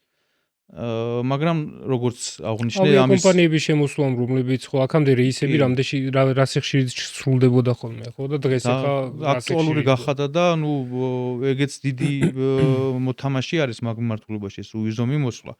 მაგრამ იდეა ამ კონკრეტული ჩართვის ახლა ჩემი მხრიდან ის არის, რომ განვითარების პროცესში არის ეს მიმართულება და ის სატრანსპორტო გამოწვევები, რაც გვაქვს დღეისათვის, ფიქრობ, რომ აუცილებლად დაალაგდება იქიდან გამომდინარე, რომ მოთხოვნა ძალიან მაღალი არის. გარდა ამ სრული მანქანაში ბევრი სახეობა ტვირთის მოთავსება შეგვიძლია, ხო, სხვადასხვა სახეობა ტვირთების, რაც ცალკე სხვადასხვა მიმართულება არის და ამის დაყოფაც შესაძლებელი არის ჩვენი მხრიდან სრული მანქანით მარტო ერთი სახეობის ტვირთის ჩამოტანა, რა თქმა უნდა, არ შეგვიძლია. შეგვიძლია, მაგრამ სხვა ალტერნატივებიც გვაქვს კიდევ. მოკლედ ჩინეთის და აზიის, თუნდაც ყაზახეთის მიმართულება, ამ მიმართულებით შეგვიძლია თამამად თქვათ, რომ წინ ვარ წასულები, მაგრამ ბევრი კიდევ გამოსასწორებელი არის ნიუანსი, რომელიც უფრო სრულყოფილს გახდის აზიის მიმართულებას ჩვენთვის. წინ კიდევ ბევრი გამოწვევა არის, რომელიც უნდა გადაილახოს რა მიმართულებაზე, რაც რეალურად არც თუ ისე შოური პერსპექტივა არის. ამ ეტაპზე ესე ჩანს ყოველ შემთხვევაში და იმედი გვაქვს, რომ კიდევ უფრო მარტივად მოხერხდება და დღეს თუ სატრანზიტო პერიოდი დაახლოებით 20-25 დღე ჭირდება, შეიძლება ეს დაახლოებით 4-5 დღით როგორც სულ მცირე შემცირდეს, ხო? კი. და ეს ყველაფერი თუნდაც საბორნე კი ბატონო, საბორნე მიმოსვლა ძალიან ხელს უშლის მთლიან სატრანზიტო პერიოდის დაცვას. ტექნიკურად ეხლა მანდ ნუ სამწუხაროდ ჩვენ ქვეყანაზე მანდ ვერაფერი და არაფერი არის დამოკიდებული, არსებობს ორი ქვეყანა ხო, ყაზახეთი და აზერბაიჯანი, რომლებმაც ტექნიკურად ეს ყველაფერი უნდა მოაგვარონ, ხო? მე რა ხა ჩვენ ვიცით, ბოლოს ერთ-ერთ დიდ ფორუმზე როდესაც ვიყავით, იქ ქონდა ხო კონსულტაციები გავიარეთ და რამოდენიმე კომპანია არის, რომელსაც სურვილი აქვს, რომ იქ საბორნე მიმოსვლაზე დაამატოს ბორანი და უფრო მარტივად მოხდეს ეს ყველაფერი, მაგრამ როგორც მოხდა ევროპის მიმართულებით, მხოლოდ ბულგარეთი ქონდა ალტერნატივა, ერთადერთი საბორნე მიმოსვლის ალტერნატივა იყო ევროპის მიმართულებაზე, რომელსაც დაემატა რუმინეთის მიმართულება და ამან უფრო მეტად ესე რომ ვთქვათ, გაამარტივა საბორნე მიმოსვლები და ის ტრაფიკი რაც არის და ეს რიგები შეამცირა და ნუ ფაქტობრივად აღარც არსებობს რიგი ევროპის მიმართულებით და იგივე იქნება ამ შემთხვევაში, როდესაც დაამატებენ ეს კონკრეტული კომპანიები და ინვესტორები მიმართულებაზე საბორნე მიმოსვლას ის 25 დღე შეიძლება ერთი კვირითაც კი შემცირდეს ჩვეულებრივად. კიდევ დამატება შეიძლება იმისი, რომ არის და არსებობს და აქტიურად ვიყენებთ ეგრეთ წოდებულ რეფრიჟერატორიან მანქანებს, ანუ მანქანებს, რომლებსაც აქვთ შესაბამისი კლიმატის კონტროლის ფუნქცია და რეჟიმი, რითიც თითქმის ეხლა ყოველდღიურად სარგებლობთ, ხო? რომ რითიც მოდის მაგალითად გაყიდული პროდუქცია, რითიც მოდის ესეთი პროდუქცია, რომელსაც ჭირდება კონკრეტული ტემპერატურა ტრანსპორტირების პროცესში, შენარჩუნება. კი ბატონო, ესეთი მანქანები კიდე რამოდენიმე კლასის არის, ხო? არსებობს მანქანები, რომელსაც შეუძლიათ მხოლოდ ერთი ტემპერატურა დაიჭირონ და ეკავოთ მთელი ტრანსპორტირების განმავლობაში, არსებობს მანქანები, რომელსაც აქვს 2-3 კამერა, ამ 2-3 კამერას შეგვიძლია სხვადასხვა ტემპერატურები ქონდეს, ხო? შერეული ტვირთის. კი, პლუსი, მინუსი, ან თუ გინდა სამივე მინუსი, სამივე პლუსი, უბრალოდ სხვადასხვა გრადუსებზე, ხო? და ესეთი მანქანის ტრანსპორტირება, ნუ ტექნიკურად გაცილებით უფრო მარტივი არის, იმიტომ რომ საზღვრებზე მანქანებს თავიანთი რიგები აქვთ, ხო? არ ჩერდებიან სტანდარტულ რიგებში და აქვთ თავიანთი რიგი, რომელიც პრიორიტეტში ზის და მალე უშვებს, ეს არ ეხება მხოლოდ საქართველოს, ხო? ნებისმიერი ქვეყნის საბაჟოზე ესე არის, რომ რაც არის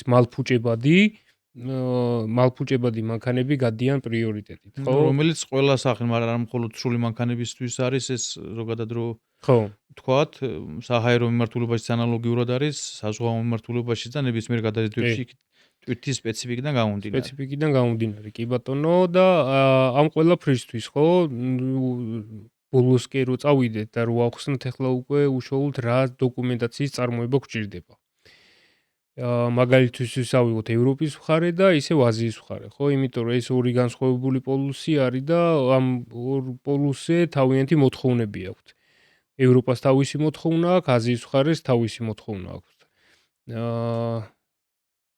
ეხლა რაც ყველაზე მთავარი და მნიშვნელოვანი არის ევროპიდან რო დავიწყოთ, არის ის, რომ ნუ უკვე ბევრისთვის ალბათ ნაცნობი იქნება, მაგრამ ვისთვისაც სიახლე არის მათ რო კარგად აუხსნათ კიდევ და გავაგებინოთ, თუ რაცვლილებები შევიდა რამოდენიმე თვის წინ რაც მოხდა ზაფხულის პერიოდიდან მოყოლებული სატრანზიტო ტვირთებზე. კი ბატონო, სატრანზიტო ტვირთებზე რაც ნუ ფიზიკურად და ფაქტიურად ჩვენ შევედით ევროკავშირის საბაჟო სისტემის წევრები გავხდით, სრულყოფილი და გვაქვს ელექტრონულად წარმოება კონკრეტული ვალდებულება ელექტრონული წარმოება გამოხორციელოთ კონკრეტული დოკუმენტაციის, ხო? მაგალითისთვის უფრო ვისაც ამ საქმესთან შეხება ქონია ნათელი რო იყოს თუ წინა წლებში და წინა პერიოდში ევროპის მხარეს, როდესაც მივდიოდით, ხსნიდით საქართველოში ტირწიგნაკს, ეხლა უკვე ტირი აღარ გვჭირდება, ხო, ელექტრონულად ხდება ეს ყველაფერი. NCTS-ი არის ესეთი პროგრამა, რომელშიც მუშაობთ. გვაქვს შესაბამისი პლატფორმა, რომლის საშუალებითაც იტვირთება ეს შესაბამისი მონაცემები, რაც იქ სავალდებულო არის და აღარ გვიწევს, ხო, დამატებით აქამდე როგორ იყო, რომ გავხსნიდი ტირს თურქეთამდე, თურქეთში ჩავდიოდი, თურქეთის საბაჟოს იმ ელექტრონულად ახორციელებდა, იქ კიდე ცალკე დამატებითი ხარჯი ქონდა, აქ ტირის ხარჯი ქონდა და ორმაგი გამოდიოდა ეს ყველაფერი და საბოლოო ჯამში ძალიან კარგი რამ მოხდა ის, რომ გავხდით ამ ერთიანი საბაჟოს სივრცის ნაწილი და ჩვენც უკვე შეგვიძლია როგორც საწყის პუნქტად, ასევე აზიისთვის საბოლოო პუნქტად აი ამ საბაჟოს სივრცის ჩამოყალიბდით. ხო, როდესაც პირობითად ხა გერმანიიდან ყაზახეთში მანქანა მიდის, საქართველოში აუცილებლად უნდა დაიხუროს ეს პროგრამა, ხო? საბოლოო წერტილი. ხო, საბოლოო წერტილი ევროკავშირის საბაჟო სივრცის არის საქართველო და აქედან მერე უკვე უნდა გაიხსნას ის ტირი და წავიდეს ისე ყაზახეთის მიმართულებით. ასევე არის საქართველოს როდესაც მიდის პირობითად ავიღოთ ისე გერმანია, შეგვიძლია აქვე საბაჟოზევე გავაკეთოთ, გავხსნათ შესაბამის პროგრამაში ეს მონაცემები დავამუშაოთ, ავტვირთოთ და უკვე დანიშნულების ქვეყანას, ანუ მიმღებ ქვეყანა უკვე ინფორმირებული არის იმაზე, ხო, რომ საქართველოსდან მიდის სრული მანქანა, რომელშიც ძევს კონკრეტული პროდუქცია, რომლის გამგზავნი კონკრეტული შეპესი არის და იქ გერმანიაში კონკრეტული შეპესი არის მიმღები. მცირედი ინფორმაციაც რომ მივაწეროთ კიდევ მაყურებელს, ამ დროს ძალიან გამარტივებული არის მომხმარებლისთვის თვითონ კონტროლი, ესე რომ ვთქვათ, ამ მანქანის, ხო, თუნდაც და თავისი ტვირთის შესაბამისად. იქიდან გამომდინარე, რომ ამ NCTS-ის დახმარებით ჩვენ უთითებთ ყველა სატრანზიტო ქვეყანას, იქიდან გამომდინარე, რომ უთითებთ საბოლოო დანიშნულების წერტილს, საბაჟო წერტილს, ეგ უფრო ჩემი აზრით და რა თქმა უნდა, ესე პრაქტიკაში წესი არის, რომ უმარტივებს მომხმარებელს, რომ განსაზღვროს ვთქვათ ის გასავლელი გზა, რაც თავისმა ტვირთმა უნდა გაიაროს დანიშნულების პუნქტამდე. ეს ძალიან კარგი არის, არა მხოლოდ იმ თვალსაზრისით, რომ ჩვენ შეუერთდით ამ ევროპის საერთო საბაჟო სისტემას, ხო? თვითონ მომხმარებლების კომფორტისთვისაც არის ძალიან მნიშვნელოვანი. კი, და უფრო მეტი დაზღვევა არის, ხო, რომ ფაქტი, იდეაში ეს ყველაფერი დაზღვევა არის, ხო, მაგრამ ხო, კიდე უფრო ანუ გადაზღვევა არის იმ ყველაფრის, რასაც მომხმარებლისთვის ძალიან ბევრი დადებითის მოტანა შეუძლია, რომ დარწმუნებით იცის, რომ თვითონ ის მიმღები ქვეყანა უკვე მზადყოფნაში არის მისი პროდუქციის მიღებისთვის და მოლოდინი არის სხვა სატრანზიტო ქვეყნებისთვის, რომ ეს ქვეყნები უნდა გაიაროს. რაცამსაც კი სატრანზიტო ვადები დაერღვევა მანქანას, ნებისმიერი არაობიექტური მიზეზის გამო ავტომატურად მოდის შეტყობინება და ხდება შესაბამისი ნაბიჯების გადადგმა, ხო, რომ მანქანა და კონკრეტული განსაზღვრული პერიოდიც აქვს მინიჭებული, ესე რომ ვთქვათ, იმ მანქანას, რომ ამ ვადაში უნდა მოხდეს დახურვა ამ ელექტრონული, ესე რომ ვთქვათ, ტირის, ეს მარტივად რო ვთქვათ. იმიტომ რომ რაღაც გარკვეული ვადის შემდეგ ეს უკვე კანონდარღვევაში გადის და ეს სადაზღვეო მიმართულება ერთვება იქიდან გამომდინარე, რომ რაღაც განსაზღვრული პერიოდი უნდა კონდეს ნებისმიერი სახის ტვირთს, როგორც იმპორტისთვის, ასე ექსპორტისთვის. კი, რა თქმა უნდა. ოღონდ ეს განსაზღვრული ვადები რეალობიდან გამომდინარეა, ხო? ეხა ესეთი გასათვალისწინებელი ფაქტორებიც გათვალისწინებული არის მაგ დროის ფაქტორში, იმიტომ რომ ბევრი საზღვრის გადაკვეთა გვიწევს, ბევრი ქვეყნის გავლა გვიწევს და როგორც გადაცემის შუაში ვახსენეთ, არის ის ყველა ქვეყანას თავისი, ესე რომ ვთქვათ, რაღაც სახის პროცესები აქვს, რომელიც აუცილებლად უნდა გავიაროთ. ეს დროსთან არის დაკავშირებული. ეს რაც შეეხებოდა ამ სიახლეს, ეს სიახლე როგორც ინფორმირებულები ვართ წლის ბოლოდან ან მომდევნო წლის დასაწყისიდან უკვე გავრცელდება ყველა მიმართულებაზე, ხო? ეხა ამ ეტაპზე მხოლოდ სრულ მანქანებზე არის, მაგრამ სახმელეთო მიმართულებაზე უფრო სწორად, მაგრამ მომავალი წლის დასაწყისიდან ან ამ წლის ბოლოდან უკვე დაიწყება ყველა მიმართულებაზე, როგორც საზღვაოზე, ასევე სარკინიგზოზე და საჰაეროზე. ანუ ამ 4 მიმართულებაზე საჭირო იქნება NCTS-ის გახსნა და მისი დახურვა. ეს რაც შეეხებოდა NCTS, სრული მანქანის ტრანსპორტირებისთვის, რაც ყველაზე მთავარი და მნიშვნელოვანია, პირველი რაც უნდა შედგეს, ეს არის CMR, ხო? CMR არის დოკუმენტი, რაშიც იწერება ძალიან ბევრი ინფორმაცია. ეხლა ამას ყველაფერს რო ჩამოუყვეთ თავისი გრაფები და უჯრებით, როგორანაირად ივსება ძალიან შორს წავალთ. ძალიან მოკლედ რო ვთქვათ, CMR-ში იწერება მანქანის მონაცემები, CMR-ში იწერება წონა პროდუქციის, CMR-ში იწერება ის თუ საიდან იწყება ტრანსპორტირება და სად სრულდება. ვინ არის გამომგზავნი, ვინ არის მიმღები. ვინ არის გამომგზავნი, ვინ არის მიმღები და კიდევ არის თავის საბაჟო კოდები, რომლებიც, ბევრი რაღაცა ინფორმაციის მატარებელია, რომელიც ახლა შეიძლება მაგრამ CMR-ის გარეშე, საერთაშორისო გადაზიდვა სახმელეთო მიმართულებით არ არსებობს. ვერ ხდება. ანუ გამორიცხული არის, ვერც ქვეყანას ვერ დატოვებს და სხვა ქვეყანის შესვლაზე ილუზია არის ერთ სიტყვით სხვა ქვეყანაში შესვლაზე. გვჭირდება რა თქმა უნდა CMR, ეს დოკუმენტი, რომელსაც აკეთებს უშუალოდ ის კომპანია, ვინც ამ ტრანსპორტირებაზე იგებს პასუხისგებლობას. გვჭირდება კომერციული ინვოისი, გვჭირდება შეფუთვის ფურცელი, გვჭირდება პროდუქციის შესაბამისი დოკუმენტაციის წარმოება, ხო, აუცილებლად, იმიტომ რომ გააჩნია რა პროდუქციის იმპორტირებას იმპორტს ვაკეთებთ, ხო, ევროპის ქვეყნიდან. მაგალითისთვის რო ავიღოთ ახლა უამრავი რაღაცა არის, რაც ევროპიდან შემოდის, მაგრამ ძირითად შემთხვევაში გვჭირდება ხოლმე ევრო 1, რომელიც შესაბამისი გადასახადებისგან ათავისუფლებს კონკრეტული სასაქონლო კოდებში გაერთიანებულ პროდუქციას. ანუ ხშირ შემთხვევაში ევრო 1 კეთდება პროდუქციაზე, რომელიც მოდის ევროპიდან, ასევე კეთდება იმ შემთხვევაში თუ პროდუქცია არის საკვები ან სასმელი, შესაბამისი ნებართვები აქვს, ამას შესაბამისი ლაბორატორიული ცნობები ჭირდება.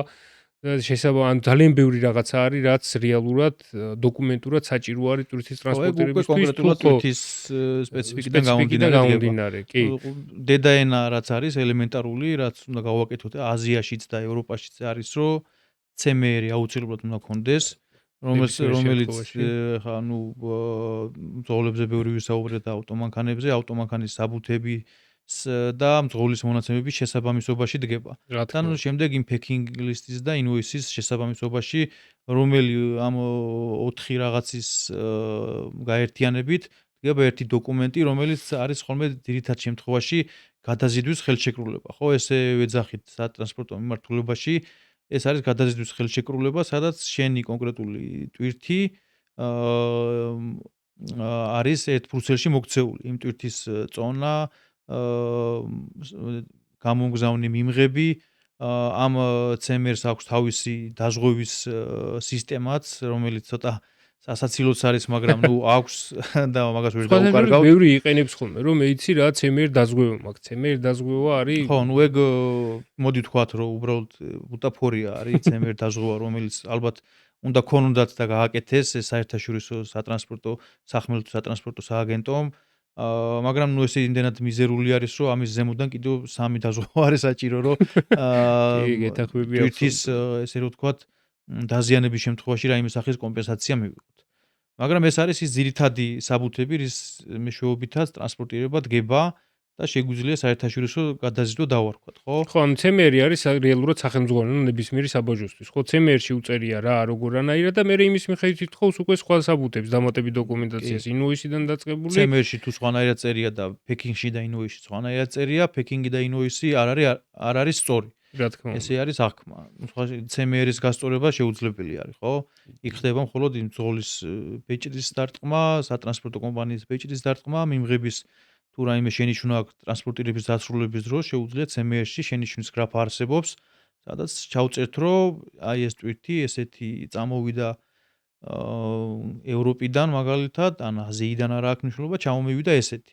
თუ შემდეგ დაგვაკმაყოფილებს CMR დაზღვევა, შესაბამისად ანაზღაურდება CMR დაზღვევით. თუ არა და შესაბამისი ერთი არის და მან ხო რეალურად რეიტინგები არის რა. ანუ იმ მანქანას, ვისაც მაგას CMR-ში ჩაუწერ იმ კომპანიას ხო, მერე უკვე სახელი უფუჭდება და უფრო მეტი კონტროლის და შემოწმების გავლა უწევს ხოლმე, ვიდრე რეალურად იმ კომპანიის მანქანებს, რომლებიც სუფთად და პატიოსნად აკეთებენ მაგას დავამატებ ლევან კიდევ რომ ეს იქიდან გამომდინარე სტატისტიკა რომ მაგ CMR-ის ესე რომ თქვა ამ შენიშვნის ჩაწერა ხდება თუ საბაჟოზე სრულდება საბაჟო ტერიტორიაზე თუ საწყობში სრულდება საწყობის ტერიტორიაზე და ეს ყველა ვარიანტში ეს ინფორმაცია მიდის იმ შესაბამის ორგანოებში, საიდანაც ეს სტატისტიკა დგება საბოლოო ჯამში. კი ბატონო, ანუ შევთანხმდით, რომ სრული მანქანის ტრანსპორტირების შემთხვევაში ნომერ პირველი დოკუმენტი, რაც უნდა გაკეთდეს, ეს არის CMR-ი და შემდგომ უკვე კომერციული ისიდან შეფუთვის ფურცელიდან დაწყებული გააჩნია პროდუქციას მისი მახასიათებლები, რაც არის შესაბამისი დოკუმენტაცია უნდა ვაწარმოოთ ნებისმიერ სიტუაციაში. ამ ყველაფრის ნახო მარტივად შეგიძლიათ შემოსავლების სამსახურის ვებგვერდზე კონკრეტული საბაჟო კოდის მიხედვით, რო იცით რომ პირობითად შემოგაქვთ თქვენ ავეჯი, ავეჯს აქვს შესაბამისი საბაჟო კოდი, შეგიძლიათ სასაქონლო კოდი, ამ სასაქონლო კოდის მიხედვით შეგიძლიათ უკვე მარტივად მოიძიოთ ინფორმაცია თუ რა გჭირდებათ ჩვენ ქვეყანაში იმპორტის პროცესში, ანუ რა დოკუმენტაცია გადასახადების თქვათ შემსიით, რაც შეიძლება მოუწიოს და ძალიან მარტივად არის ჩვენ ქვეყანაში ეგ შემოსავლების სამსახურს აქვს გამართული პლატფორმა, სადაც შეგიძლია ეს ყველაფერი ჩაწერო და კალკულატორია შესაბამისი, რაც გამოიანგარიშებს შემდგომ იმ ზუსტ გადასახადს, რაც რეალურად მოგიწევს ამ პროდუქციის ტრანსპორტირების დასრულებამდე, ანუ რავალდებულება გექნება შენ სახელმწიფოს მიმართ. დანარჩენ შემთხვევაში, აზიის შემთხვევაშიც რო ვისაუბროთ, ხო, აზიაზე რა არის? ხა აზიაზეც ზუსტად იგივე არის აზიის მიმართულებაზე, ოღონდ გამომდინარე ის ერთი დეტალი, რომელიც ჩვენ წეგან ვახსენეთ, ეს NCTS-ი, რომელიც სრულდება ჩვენ ქვეყანაში და აზიის მხარეს ეს უკვე ძველი სისტემით გრძელდება აზიის მხარეს. ძველი სისტემით ეგრეთ წოდებული ტირით ტირწიგნაკი არის, ანუ ესეც იგივე დაზღვევა არის, რომელსაც ყიდულობ და იქაც იგივე პრინციპი არის ზუსტად, ოღონდ NCTS-ის შემთხვევაში ევროპაში რაც კეთდება, ეს ხდება ელექტრონულად, აზიაში ეს ხდება ფიზიკურად, ანუ წიგნაკი არის, რომელიც მატერიალური სახით არსებობს წიგნაკი, სადაც იწერება ყველა ქვეყნის გაგავლის პუნქტი და ეს ტირწიგნაკებიც ძალიან საინტერესო მიმართულება არის, მაგრამ ეგ უკვე წარსული არის ჩვენთვის და შეგვიძლია ბევრი აღარ ვისაუბროთ მაგაზე. იმედია რომ წარსულშივე დარჩება და არაფერი არ შეიცვლება, თორე ამდენი ქაღალდების ტარება წინ და უკან კიდე ცალკე ის არის ხოლმე, ტანჯვა და წამება არის, ხო, რომ რამდენჯერ ყოფილი ხოლმე სიტუაცია, როდესაც დაუკარგავთ თუნდაც ეს ტირწიგნაკი, რომელიც რავი, ჰაერივით მნიშვნელოვანი არის ძღოლისთვის. ბევრი დეტალი არის კიდევ, რაც შეიძლება რომ ვისაუბროთ, რაზეც შეიძლება რომ გვესაუბრა, მაგრამ ბოლოსკენ რო წავიდეთ, შეფასება, შეჯამება რომ გავაკეთოთ დღევანდელი ჩვენი ეპიზოდის, არის ის ჩემი აზრით მაინც, რომ რჩევის სახით კიდევ ერთხელ განმეორდები, რომ ქართულ იმპორტიულ კომპანიებს ან ექსპორტიულ კომპანიებს გირჩევთ, რომ აუცილებლად საქმე დაიჭირეთ ქართულ კომპანიებთან, სატრანსპორტო კომპანიებთან, რა თქმა უნდა, შესაბამისი გამოცდილები და კვალიფიკაციის და გირჩევთ, რომ სწორად, ზედმიწევნით სწორად იყოს განსაზღვრული ის თუ რის ტრანსპორტირებას ვგეგმავთ, რისი ტრანსპორტირება გვინდა და რა მოთხოვნა გვინდა, რომ დაგვიკმაყოფილოს სატრანსპორტო კომპანია. ანუ ამაში გულისხმობ რას, ხო, რომ სრული გადაზიდვის წარმოების დროს. ძალიან მარტივი არის ხოლმე, რომ გქონია ხო ესეთი შემთხვევა, რომ ჩვენთვის მოუმართავთ, უთქვიათ, რომ აი პირობითად ავიღოთ ისევ თურქეთიდან წამოსაღები მაქვს ესა და ეს პროდუქცია და მჭირდება მანქანა 86 კუბიანი სტანდარტი პირობითად ავიღოთ, მივსულვართ და ადგილზე დაგვხვედრია გაცილებით დიდი როგორც მოცულობაში, ისევე წონაში. პირიქითაც ყოფილა ხოლმე, მაგრამ ორივე შემთხვევაში წამგებიანი არის. ნებისმიერ შემთხვევაში, ხო, თუ პირიქით ცოტა მოგაქვს, შეგიძლია სხვა მიმართულება გამოიყენო, ხო, ეგრეთ წოდებული ნაკრები ტვირთის ტრანსპორტირება, რაზეც ჩვენ მომდევნო ეპიზოდში აუცილებლად ვისაუბრებთ. მაგრამ იმ შემთხვევაში, როდესაც ცოტა გაქვს პროდუქცია და არ გჭირდება სრული მანქანა, ანუ უნდა გადაიხადო იმაზე ორჯერ, სამჯერ, ოთხჯერ მეტი, რაც რეალურად შეიძლება დაგიდეს ნაკლები ტვირთის ტრანსპორტირების პროცესში და რა თქმა უნდა მეტი თუ არის პროდუქცია, ხო ესეც ფიზიკურად შეუძლებელი არის რა. ეხლა მიდიხარ ადგილზე და გვხდება 86 კუბის მაგივრად 130 კუბი, ფიზიკურად ვერ ჩადებ მანქანაში, გამორიცხული ამბავია. არა, ესეთი დეტალები და ესეთი ნიუანსები თავიდანვე სწორად უნდა იყოს მიწოდებული სატრანსპორტო კომპანიისთვის, რომ მას სწორად განსაზღვროს შენი საჭიროება, ტრანსპორტირება სწორად რომ დაიგეგმოს. შენ იმპორტერმა კომპანიამ თუ სწორი ინფორმაციები არ მიაწოდა, თუნდაც ტვირთზე როგორც მინიმუმ ეხლა ძალიან მარტივი არის, ტვირთის გარდა ასევე წინაზე როგორც ვისაუბრეთ წინა ეპიზოდებში რაც ვისაუბრეთ, ხო, დოკუმენტაციაც აუცილებლად შეთანხმებული უნდა იყოს. მიწოდების პირობა, ხო, მიწოდების პირობა. ძირითადად შემთხვევაში მიწოდების პირობა სრული მანქანების გადაზიდვების დროს ვიცით რომელია, ხო, ex-work პირობას ვიყენებთ, იქიდან გამომდინარე, რომ ამ ხელა მოცულობის ტვირთის სხვადასხვა მისამართზე გადატანა გადმოტანა მარტივ პროცესს არ წარმოადგენს და ნაკლები დანახარჯი რო დაჯდა ჯობია ex-work თუ არ არის, რა თქმა უნდა, სატრანზიტო ტვირთი, რომელიც სატრანსპორტო საშუალებას იცვლის, ან რეექსპორტი არ არის, ძირითადად შემთხვევაში ვიყენებთ ex-work პირობას და დოკუმენტაციაც, რა თქმა უნდა. რა თქმა უნდა, იმიტომ რომ ხშირ შემთხვევაში არის ხოლმე ისე, ხო, ეხლა წარმოებელი კომპანიისგან თუ იღებ შენ პროდუქციას, ხო, წარმოებელი კომპანიის უმეტესი ნაწილი თვითონ ადგილზევე აკეთებს დაბაჟებას, ხო, ანუ ადგილზე კეთდება დოკუმენტაცია და ისე უშვებენ მანქანას, მაგრამ არსებობს ისეთი შემთხვევებიც, როდესაც მანქანას, როდესაც პირობითად ex-work-ი არის, ხო, შესყიდვის პირობა. მივედით, დავტვირთეთ მანქანა და საბუთების გასაკეთებლად გვიწევს ხოლმე და ახალუქად გვიწევს ძალიან შოურს იმ დატვირთვის მისამართიდან წასვლა. რაც კიდევ დამატებით ხარჯად იქცევა ხოლმე, რა თქმა უნდა, ეს სხვანაირად არ გამოვა, ამიტომ ფიზიკურად სწორი ინფორმაციები უნდა მიცეთ სატრანსპორტო კომპანიას, რომ მან ზუსტად გათვალო, ზუსტად იცოდეს რისი გაკეთება მოუწევს და შესაბამისი ხარჯთაღირსხვა რო წარმოადგინოს. ანუ ამის გარდა კიდევ არის ძალიან ბევრი დეტალი ნიუანსი, რომელიც თავიდანვე რო შეთანხმდეს ჯობია ხოლმე რა, რომ თვითონ ამ პროცესში აუცილებელიც კი არის, რომ აი ეს მიმღები კომპანია ჩართული იყოს. თუნდაც ამ სატრანსპორტო კომპანიასა და გამომგზავ კომპანიას შორის, ხო, აღების დღე, როდესაც თანხდება, საათი, იქ ევროპაში ესე არის, ხო, იქ კონკრეტული დრო არის, რა დროსაც უნდა მიხვიდე. პირველი 20 წუთზე პირობითად თუ არ იყავი, всё, ის წარმოებელი ის ქარხანა შენ აღარ მიგიღებს და შეიძლება მოგიწიოს ყველაზე კარგ ვარიანტში მეორე დღეს დატვირთვა, ან ისეც ყოფილა, ხო, რამოდენიმე შემთხვევა, რომ 4-5 დღე ერთი კვირაც კი მდგარა ხოლმე მანქანა, რომ განსაზღვრული გრაფიკი აქვს კონკრეტული მანქანების დასაწყისად და შესაბამისად იმათაც ვერ გაამტყუნებ რა. მაგრამ აზიაში ესე არ ხდება, ხო, იქ ეხლა ცოტა სხვანაირად არის რაღაცეები, იქ კი, რაღაცეებს გვერდის ავლა შესაძლებელი არის და კონკრეტული თანხის სანაცვლოდ პრაქტიკაში არის. ერთი მხარე არის ის, რომ რა თქმა უნდა, გამომგზავნი მხარე უნდა იყოს მოწესრიგებული. მომწოდებლის მხარე თავის დოკუმენტაციით, თავის საბაჟო პროცესებით, მაგრამ მეორე მხარე არის, რაც შენ თქვი, იმას დავამატებ, რომ მიმღები ქვეყნიდან თუ არ იყოს შესაბამისი მზაობა ამ ტვირთის მიღებაზე, გარდა იმისა, რომ შეიძლება ვთქვათ, ეს რაღაცა აცდენა გამოიწვიოს ამ ყველაფერმა, რაღაც ინფორმაციული, ხო?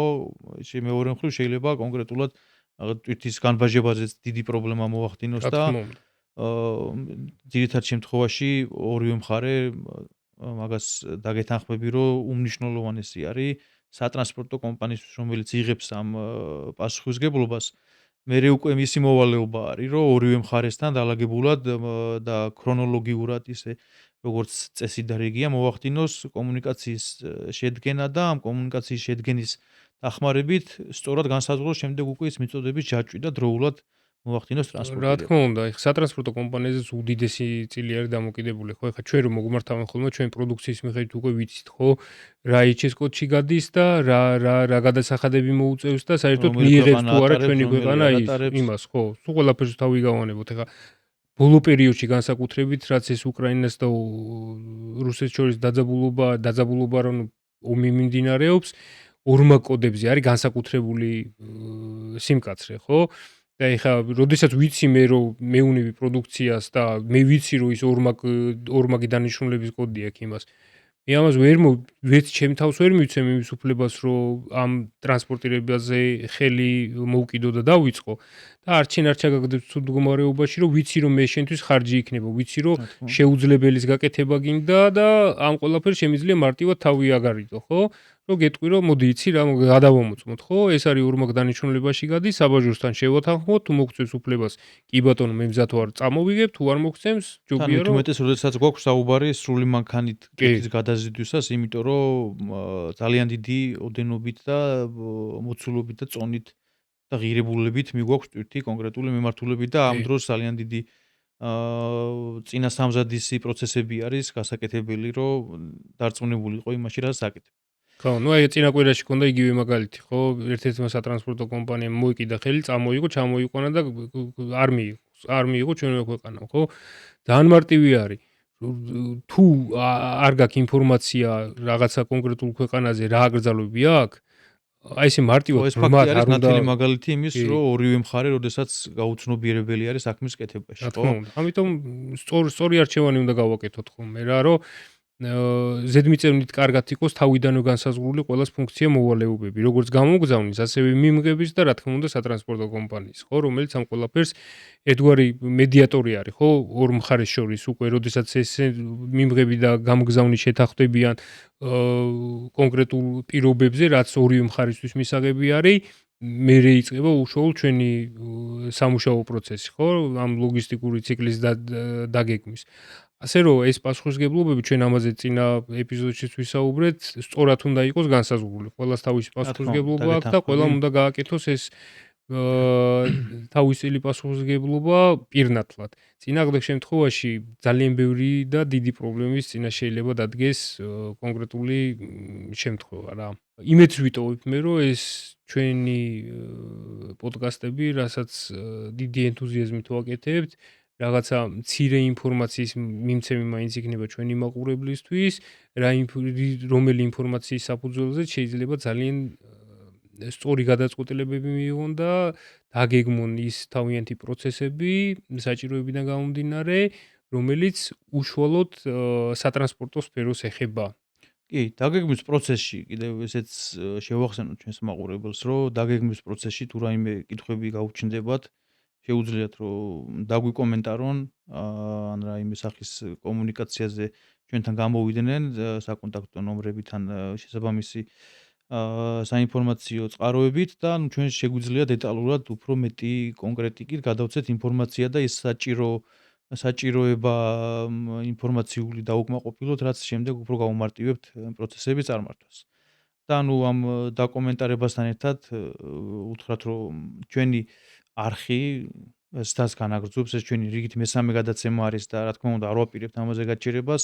ამისათვის კი რომ გავაგრძელოთ და უფრო მეტი мотиваცია და ენთუზიაზმი რო გქონდეს, ის თქვენი მხრიდან მხარდაჭერა აუცილებლად დაგჭირდება, ხო, ჩვენი მაყურებლებისგან, თუნდაც ის კომენტარები ამით დავინახავთ, რომ ის ადამიანები ინტერესდებიან ჩვენს ადამიანები ვარ და შეიძლება რაღაც სახის ინფორმაცია ერთ გადაცემაში ვერ ჩავტიოთ და თუ რამე საჭირო იქნება, დაგვიკომენტარეთ, გამოიწერეთ ჩვენი არხი, რომ უფრო მეტ ესე რომ ვთქვათ, დაინტერესებულ პირამდე მივიდეს ჩვენი ხმა და ნუ უყურეთ ხოლმე ჩვენს გადაცემებს, რომელიც არც ხშირად იწერება და არც ძალიან გვიან არ ვაბეზრებთ ჩვენს მაყურებელს თავს. იქიდან გამომდინარე, რომ ჩვენ ძალიან დიდხანს ვაპირებთ ამ მიმართულებით ინფორმაციის მიწოდება ჩვენი მაყურებლებისთვის. კი ბატონო, კიდევ ერთხელ მადლობას მოვუხდით პოდკასტ არიას, სადაც იწერება ჩვენი ეპიზოდები ხოლმე. და ასევე განსაკუთრებული მადლობა IBEX Logistics, რომელიც არის ჩვენი გადაცემის სპონსორი და ვისი მეშვეობითაც ვცდილობთ, რომ საზოგადოებაში ავამაღლოთ სატრანსპორტო მიმართულებაზე ცნობიერება. მადლობა კიდევ ერთხელ და მე მომდევნო ეპიზოდამდე დაგემშვიდობ. კარგად ბრძანდებოდეთ, მადლობა ყურადღებისთვის.